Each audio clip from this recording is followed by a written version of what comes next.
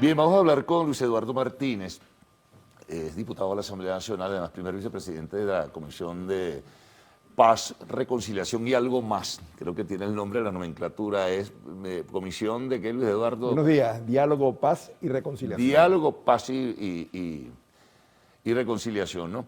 Bueno, estamos en una etapa ya donde transcurre, ¿verdad?, lo final de este año 2021, y yo no sé si es momento de hacer un balance, pero hay cosas que, por ejemplo, están pendientes. Hay una elección el 9 de enero, en fin. Hay un ambiente un poco pesado que queda de lo que fue la cita electoral del 21 de noviembre pasado. ¿Tú qué sacas de conclusión en el espacio político venezolano? ¿Qué piensas? ¿Qué estimas? ¿Se avanzó, no se avanzó? ¿Qué ha ocurrido? ¿Lo de Barinas también de por medio? Y bienvenido, y perdona, y disculpa que no me haya acordado el nombre completo de la nomenclatura de la comisión que tú eres vicepresidente. Muchísimas gracias, Carlos, nuevamente. Yo pensaba que para esta fecha ya estaríamos dedicados a la familia, pero lamentablemente lo de Barinas Sí. proyecta el quehacer político y electoral hasta los primeros días del año que viene. Pero en suma creo que lo que corresponde, ya cerrando el año, es prepararnos para dedicarnos al 22 a lo trascendente en Venezuela, que es la economía. Venezuela no puede seguir sumergida en una permanente confrontación de carácter político, donde la mayoría de la población, por cierto, permanece ausente. Entonces hay que hacer un esfuerzo con eso. El balance del 2021 pasa necesariamente por una levísima recuperación económica, los empresarios lo han venido manifestando en los últimos días, y también de una oportunidad en la cual lamentablemente por fuerza de la dispersión opositora se perdió para haber aprovechado para avanzar en la conquista de espacios democráticos. Pero en cualquier caso se hicieron las elecciones, la propia Unión Europea reconoció que había unos avances, Sí. pero que todavía era necesario continuar mejorando el sistema electoral venezolano. Ahora, una vez que se conozca ya el año próximo, Luis Eduardo, el informe final de la Unión Europea, ¿tú crees que este Consejo Nacional Electoral, el propio gobierno aceptaría de buen modo las observaciones o las críticas y harían el esfuerzo para mejorar las deficiencias y las fallas que tiene aún el sistema electoral venezolano? Bueno, yo tengo la esperanza que sí, porque eso contribuiría a darle la mayor legitimidad a las instituciones venezolanas, al poder público venezolano. En cualquier caso, tenemos 3 años por delante para una próxima elección, porque elecciones regionales, municipales, parlamentarias no están previstas sino para el 2025, y en el 2024 corresponden las elecciones presidenciales, de tal manera que nuestra solicitud insistente es que las recomendaciones que haga la Unión Europea, que estuvo aquí durante tantos días, se acaten, y se acaten prontamente, porque este Consejo Nacional Electoral que rigió el proceso electoral 2021 es el mismo que regirá los procesos electorales venezolanos hasta el 2026. Sí, es interesante en ese sentido, ¿no?, lo que pueda pasar allí, aun cuando ha recibido algunos ataques, los actores fundamentalmente que dicen identificarse con la oposición han recibido ataques severos de parte de voceros del oficialismo, ¿no? Que es injusto, porque tanto Márquez como Picón, que son dos personas extraordinariamente comprometidas con la democracia venezolana, han hecho verdaderos esfuerzos para garantizar que el sistema electoral mejore, de tal manera que nosotros confiamos que ellos, junto con el resto de los rectores, aprovechen lo que el informe de la Unión Europea señale para mejorar y hacer posible que el próximo proceso electoral le dé confianza a los venezolanos y salgamos de una vez por todas esta crisis recurrente.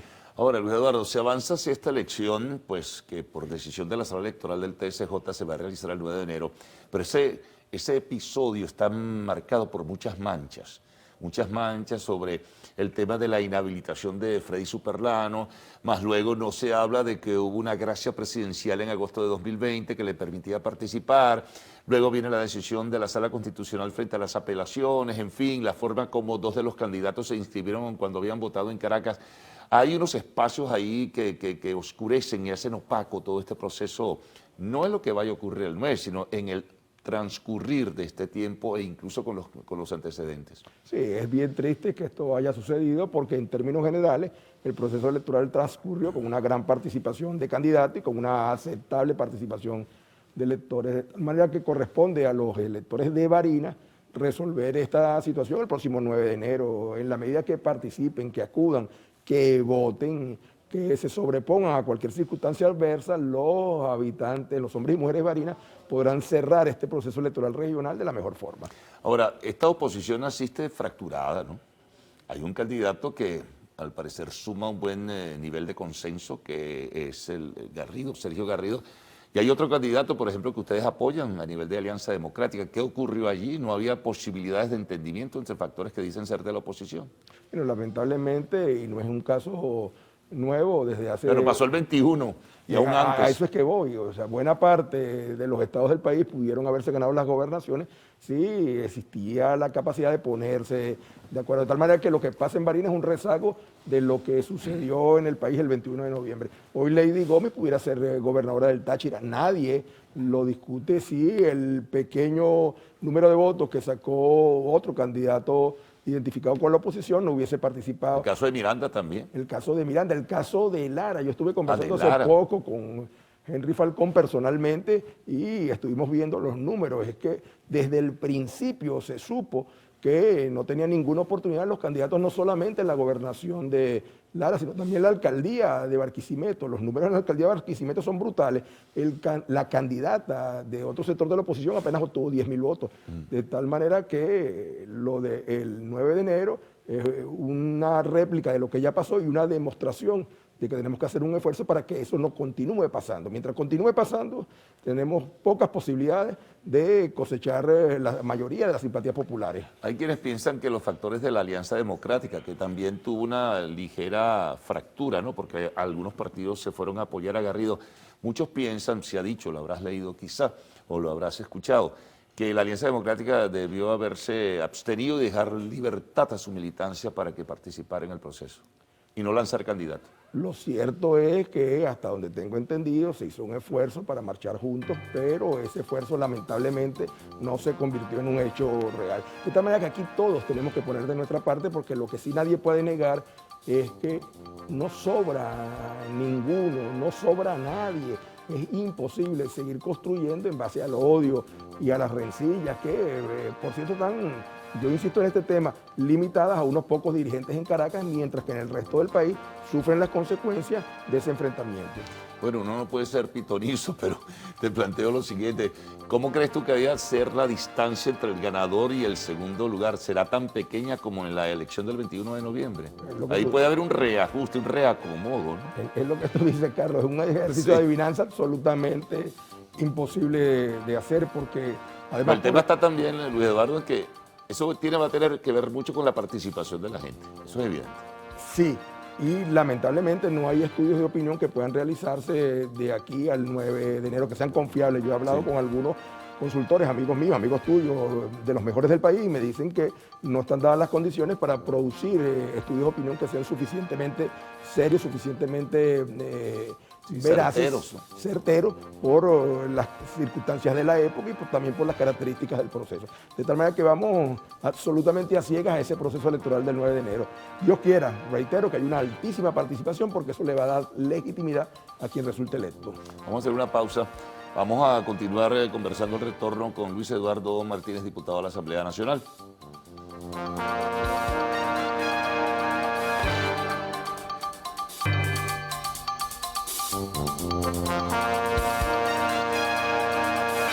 Continuamos conversando con Luis Eduardo Martínez. Bueno, hacia el año 2022, Luis Eduardo, lo más cercano de lo que pudiera tener como dinámica o actividad a la oposición, primero, digo yo, tratar de organizarse. El gobierno no tendrá que lavar sus culpas, porque el gobierno tendrá que evaluar, porque los resultados del 21 de noviembre no fueron los mejores, más allá que hayan ganado el número de gobernaciones y alcaldías que ganó. Allí se envió una señal.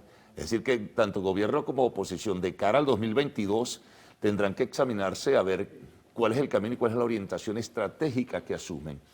Adicionalmente a eso, tú me lo mencionaste, está el tema del referéndum revocatorio. A ver si se puede o no se puede andar dentro de ese camino. Vamos primero con lo de qué deben hacer factores de oposición y gobierno. Yo no sé si voy a sonar iluso o ingenuo, pero yo estoy convencido de que si nos doliera verdaderamente Venezuela, lo primero que tendríamos que hacer es enterrar la confrontación y dedicarnos a la economía. La semana pasada la vicepresidenta ejecutiva presentó el proyecto de presupuesto de la Nación en la Asamblea Nacional y me correspondió a mí intervenir por la oposición democrática y señalé textualmente, en el 2022 tiene que ser la economía. Aquí no podemos seguir nosotros en un permanente debate político mientras la población está pasando tanta dificultad y lamentablemente si no hay un cese de la confrontación continuará esta dramática situación económica. De tal manera que yo sugeriría, insisto, puede que parezca ingenuo, que los factores políticos, tanto oficialistas como de la oposición, podamos ponernos de acuerdo de tal manera de avanzar, por lo menos en temas que son claves, el cambio del modelo económico, la apertura de la economía, la aprobación de leyes que se requieren para soportar esa apertura de la economía, dar señales positivas al mundo para que también aflojen el control que tienen sobre activos que son de la República, cesen unas sanciones que están perjudicando a todos por igual, porque el gobierno se mantiene allí a pesar de que ya el cerco tenga varios años. Mientras tanto, los partidos como tal tienen que hacer esfuerzos en tres áreas. Una, la formación de sus cuadros, porque hay una gran deficiencia en cuanto a la formación de los dirigentes. Dos, la organización. Y tres, definir las vías en que se van a conectar con los electores, con los venezolanos, que tienen que ser fundamentalmente de carácter social. La mayoría de los venezolanos, Carlos, no votaron el 21 de noviembre. Esa es la verdad verdadera. Sí.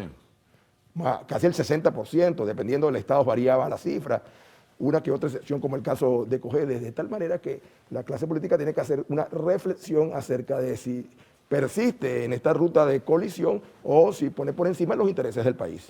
Ahora es importante, ya que mencionas lo de la economía, vamos luego a lo del referéndum revocatorio, que forma parte también del contexto de lo que tú acabas de señalar, pero muchos piensan que el gobierno está con el propósito de seguir abriendo rendijas. Otros piensan que se trata de una situación coyuntural, simplemente porque está en un momento de emergencia. ¿Tú qué crees, de verdad? ¿El gobierno seguirá dentro de esta ruta como lo han anunciado algunos de sus voceros? Si yo me voy al documento presentado hace unos días atrás por la vicepresidenta ejecutiva a la Asamblea Nacional, tengo que creer en lo que han señalado, que hay que cambiar el modelo productivo y que hay que dejar atrás el modelo rentista. En el primer párrafo del proyecto de ley de presupuesto, esos son los dos conceptos que acuñan. Adicionalmente a eso, las señales que se dan es que efectivamente el gobierno ha entendido que el modelo del socialismo del siglo XXI ha fracasado. No solamente fracasó en Venezuela, sino donde se han implantado modelos similares han fracasado, de tal manera que todo indica que hay la convicción de que tenemos que abrir sí, la economía y darle facilidades a los empresarios de dentro y de afuera para que puedan invertir en el país. Precisamente eso era lo que quería preguntarte, porque si tú no le das espacio a la empresa privada, el propósito o el buen propósito de modificar el modelo económico no te va a servir. La economía venezolana no se recupera, es inexorable sin la participación del sector privado. Imposible, Carlos. Para que tengas solo una idea, el presupuesto que presentaron está en el orden de los 248 millones de petros, es decir, unos 14.000 millones de dólares. Esa es una cifra 10 veces menor de lo que necesita la economía venezolana para reactivarse. Aquí no es posible que mejore el empleo, que haya empleos de calidad. No, ni recuperando parte de PDVSA, ni la actividad petrolera, no, es todo además sector que tardará. Privado. Aquí hay que abrir por completo y se necesita el sector privado, no solamente nacional, reitero, sino internacional. Aquí leyes como la de las zonas económicas especiales, como la de protección a la inversión nacional, privada y extranjera, como la marco de la construcción, como la agilización de trámites administrativos, una modificación de la ley de hidrocarburos, incluso una ley de usabilidad del petro, están planteadas para poder garantizarle a los empresarios la oportunidad de volcar sus capitales en Venezuela. Sin la empresa privada no vamos a salir adelante. Retorno al tema político que lo teníamos pendiente. ¿Tú crees que esto del referéndum revocatorio en la circunstancia en que está la oposición en este momento pueda tener éxito, podrá prosperar como alternativa? Porque ya hasta hay movimientos, grupos que están trabajando sobre un probable referéndum revocatorio. No es nada fácil de recoger las firmas y tener el volumen de firmas para poder trabajar y verificar todo esto, ¿no? Mira, yo no puedo decir el nombre, pero uno de los promotores, que es amigo mío, bueno, este es un país pequeño donde todos somos amigos, sí, me lo encontré hace poco saliendo de un canal de televisión donde me estaban entrevistando. Entonces, uno de los promotores del revocatorio, hablé con él sobre eso, le dije de las dificultades. Y me ha dicho tranquilamente, Luis, eso no se va a lograr, eso no se va a poder dar, pero tú sabes, tenemos que estar en movimiento. A mí me dio una indignación y te repito, es una persona que yo aprecio, porque no es posible que embarquemos a millones de venezolanos en una aventura que no tiene absolutamente ninguna posibilidad de ser. Empezando por el paso inicial, tú debes recolectar el 40%, el 20%, perdón, de las firmas del padrón electoral. Sobre un padrón electoral de 22 millones de personas, estás hablando de 4.200.000 personas que tienen que firmar. Y hasta más, que después tienen que validar su firma, un porcentaje de eso tienen que ir a distintos sitios a colocar su huella. Eso es absolutamente imposible. Y te repito, uno de los promotores tuvo el descaro de decir, bueno, así, lo más tranquilo, mira, eso no se va a lograr, pero tenemos que mantenernos en movimiento. Eso es criminal, porque tú entusiasmas a muchos, a miles, en una aventura fracasada. No podemos seguir. Hay que construir para que en el corto plazo recuperemos a Venezuela y en el mediano plazo podamos producir cambios políticos importantes. Finalmente, Luis Eduardo, entonces la oposición de los factores políticos tendrán es simplemente que fijar su mirada en la elección del 2024. Bueno, lo están diciendo unos y otros. Yo cada día veo más voceros que señalan que hay que poner la mirada en el 2024 y mientras tanto, te repito, dedicarnos a fortalecer nuestros cuadros, a prepararlos, a organizarnos, pero también a conectarnos con la gente, porque en este momento, si se produjeran unas elecciones nacionales que no están planteadas, presidenciales que no están planteadas, reitero, bueno, a lo mejor pasamos un mal rato como el del 21 de noviembre, si no motivamos a los electorados, si no participan, si no nos organizamos y finalmente si no nos unimos. Bueno, Eduardo, muchas gracias por haber estado con nosotros. Y feliz Navidad, los mejores deseos, que ya están pronto esa fecha. Claro que sí, igual para ti y para nuestros televidentes, por supuesto, de antemano. Hacemos una pausa. Al retorno, arte y espectáculos en lo actual.